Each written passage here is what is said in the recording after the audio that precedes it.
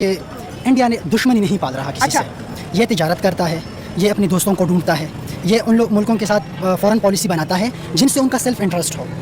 ये नहीं चाहता कि अमेरिका अपनी उंगलियों पे नचाए, रूस नचाए, नहीं नचाता।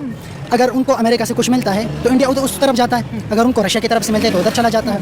अब इसको देखो कि अगर पाकिस्तान या इंडिया के साथ तिजारत करना शुरू करें, इमेजिन करो अगर उनका खजाना पागल हो रहा है तो हमारा भी होगा। हाँ, बॉर्डर से आर पार चीजें जहाँ ठीक है, तिजारत होगी हमारी, ये हमारा खजाना भी बढ़ सकता है। ठीक है। दूसरी बात, वो आईटी में इन्वेस्ट कर रहे हैं, हम किस में इन्वेस्ट कर रहे हैं पता है आपको? किसमें? वेपन्स में इन्वेस्ट कर रहे हैं, लोगों को एक्सट्रीमिस्ट बना रहे हैं। मजहबी एक्सट्रीमिस्ट, मजहबी बना लो, सोशल बना लो, कल्चरल बना लो, कुछ भी, हम सारे एक्सट्रीमिस्ट है। You can say that might be an religious point of view और कल्चरल और एथनिक लेवल। एथनिक लेवल का कितना एक्सट्रीमिज्म है पाकिस्तान में? किसी भी ठीक से नहीं है। सही बात है, करेक्ट हो गया। हाँ। तो मेरे ख्याल में इंडिया जो आजकल इन्वेस्ट कर रहा है, आईटी के अंदर इन्वेस्ट कर रहा है। आपको पता है, मैं आपको एक और फिगर आपको बता दूं क्या, कि सऊदी अरबिया पेट्रोल से इतना पैसा नहीं कमाता जितना इंडिया आईटी से कमाता है।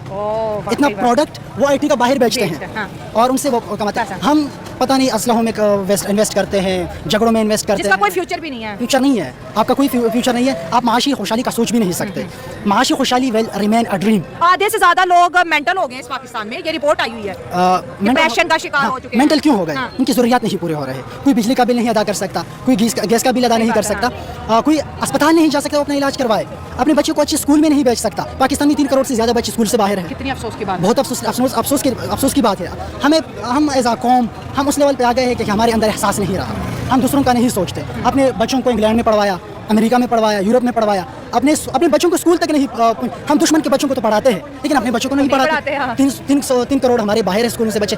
अब इनको अगर आप एक स्किल मुहैया करें, स्किल उनको सिखाए, कोई और इस तरह काम उनको दे, तो इमेजिन करो हमारा कौमी खजाना कितना बढ़ सकता है। सही बात है, लेकिन IMF भी तो आज इंडिया को एक और खुशखबरी दे गया कि आपकी इकोनॉमिक ग्रोथ आने वाले साल में 7 से नहीं बल्कि 8% से भी ज्यादा बढ़ेगी। जैसे वो दावा कर रहे हैं कि हम जो है दुनिया की 3rd लार्जेस्ट इकोनॉमी बन रहे हैं। IMF कहते हैं नहीं, ये दूसरी बनेगा, चाइना अमेरिका को टक्कर देगा और इंडिया चाइना की जगह लेने वाला है।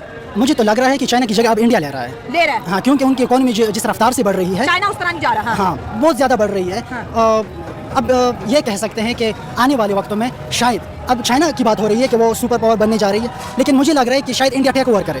चाइना को टेक ओवर कर लेगा। हाँ। उसकी रीज़न क्या है?